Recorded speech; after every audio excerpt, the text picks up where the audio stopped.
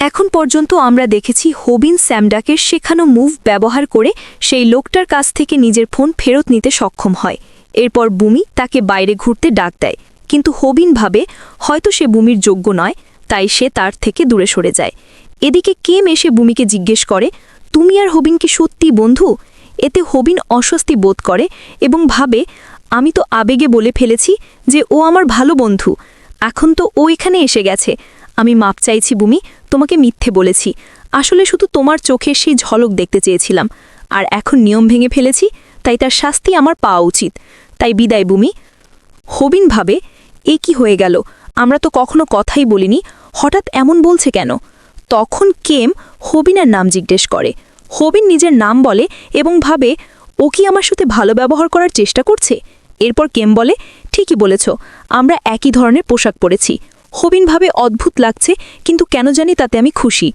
এরপর তারা তিনজন একসাথে ঘুরতে বের হয়। কিছুক্ষণ পর হবিন বলে, আমাকে মাপ করবে, কিন্তু আমাকে যেতে হবে, আমার পায়ের নখে ব্যথা করছে।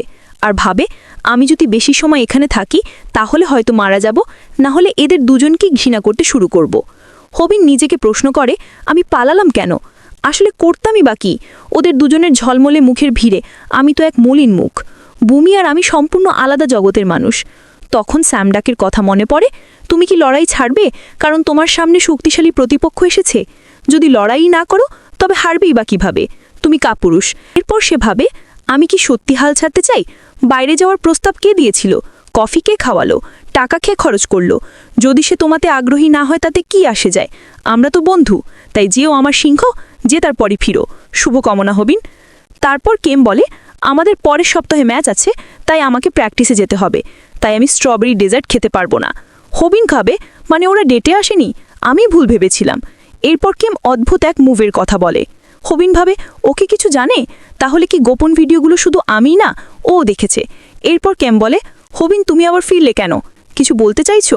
হবিন বলে, আমার পছন্দ সৎ মেয়ে। তারপর সাহস করে বুমিকে বলে, বুমি, আমি তোমাকে পছন্দ করি। কিন্তু তখনই স্ন্যাপার ঝোপের ভেতর থেকে ধরা পড়ে। হবিন বুমিকে যেতে বলে, কিন্তু পাক এসে তাকে থামায়, উত্ত্যক্ত করে এবং খারাপ কথা বলতে থাকে।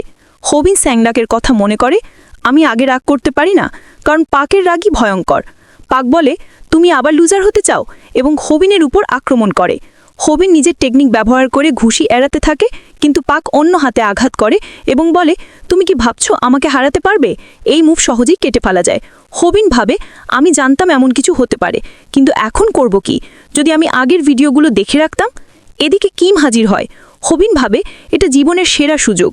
গোপন চ্যানেল আমাকে লড়তে শিখিয়েছে, তার টেকনিক দিয়ে আমি টাকা কামিয়েছি। আমি খুশি ছিলাম, কিন্তু সবাই জানলে কঠিন হবে, তবে টাকা আসছে, এটাই যথেষ্ট। সে ভাবে, আমি সবসময় ভেবেছিলাম প্রতিরোধ করার চেয়ে মার খাওয়াই সহজ, কারণ ক্ষত শুকিয়ে যায়, ব্যথা কমে যায়। কিন্তু আজ ভূমিকে ওরা ধরে রেখেছে। আমি চাই না সে আমাকে এভাবে দুর্বল দেখুক। আমাকে যে কোনোভাবে তাকে বাসায় পাঠাতে হবে। পাক বলে, মজা আসছে না? এখন প্যান্ট খোলো আর মাপ চাও। হবিন ভাবে, আমার ভালোবাসার মানুষকে রক্ষা করতে আমাকে এভাবে অপমান সহ্য করতে হবে? ভূমি সাহস করে পাককে চড় মারে।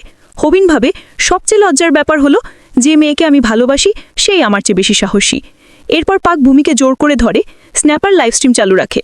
হবিন ভাবে, আমি মানুষ বলার যোগ্য নই। আমি জানি ওকে হারাতে পারবো না, শুধু এভাবে ভূমিকে বাঁচাতে পারি।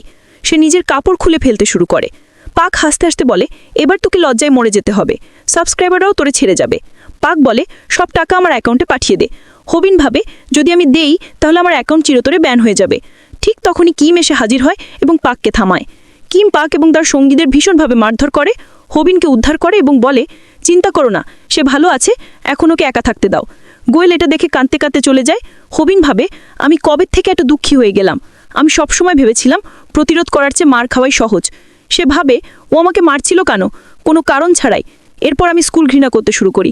এত ভয় পেয়েছিলাম যে নিজের জীবনও শেষ মনে হয়েছিল। এদিকে স্ন্যাপার হবিনের কাছে ক্ষমা চায়।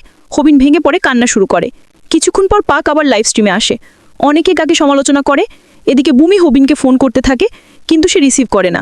হবিন স্যামডাকের ভিডিও দেখে ভাবে, আমি শুধু হারিয়ে যেতে চাই। স্যামডাক ভিডিওতে বলে, মানুষ আসলে বদলায় না, উত্তর তোমার ভেতরেই আছে। তোমার রাগ, তোমার শক্তি, এটাকে কাজে লাগাও, যেন এটা তোমার শেষ সুযোগ। আর আমি যে টেকনিক শেখাবো সেটা শিখতে 1 মাস লাগবে। এদিকে পাক স্ন্যাপারকে পিটিয়ে ফেলে আর হবিনকে ডাকে তাকে বাঁচাতে। হবিন হাজির হয়, স্ন্যাপারকে তার ফোন ফিরিয়ে দেয়। ততক্ষণে লাইভ স্ট্রিম চালু হয়ে গেছে। হবিন বলে তুমি কি করছো? স্ন্যাপার তাড়াতাড়ি রেকর্ড করো, বাইরের হিটে নতুন ভিডিও এবার আসছে।